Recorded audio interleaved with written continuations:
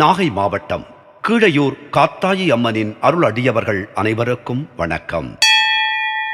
இன்றும் என்றும் உங்களுக்கு மகிழ்வான செய்திகள் தொடர நெஞ்சம் நிறைந்த வாழ்த்துகள். குடும்பம் மற்றும் சமூக அடையாளத்தின் அடிப்படையில் தெய்வங்கள் வணங்கி துதிக்கப்படுகின்றன.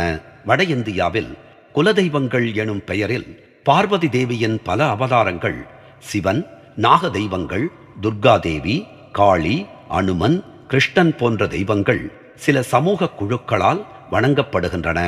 இதன் காரணமாகவே 95 விழுக்காட்டுக்கும் மேலாக பரம்பரையினரின் குலதெய்வம் அவர்களது மூதாதையர் வாழ்ந்திருந்த கிராமத்தில் அமைந்துள்ளது. 90 விழுக்காட்டுக்கும் அதிக அளவிலான தெய்வங்கள் கிராம தேவதைகளாக அல்லது கிராமத்தின் காவல் தெய்வங்களாக இருந்து வருகின்றன.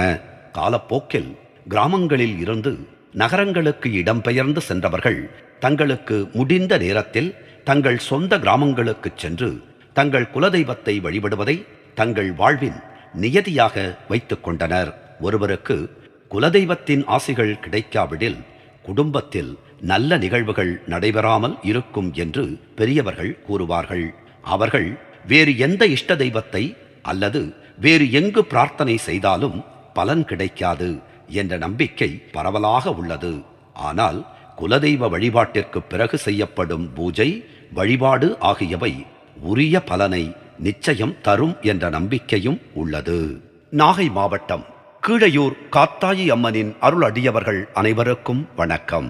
இன்றும் என்றும் உங்களுக்கு மகிழ்வான செய்திகள் தொடர நெஞ்சம் நிறைந்த வாழ்த்துகள்.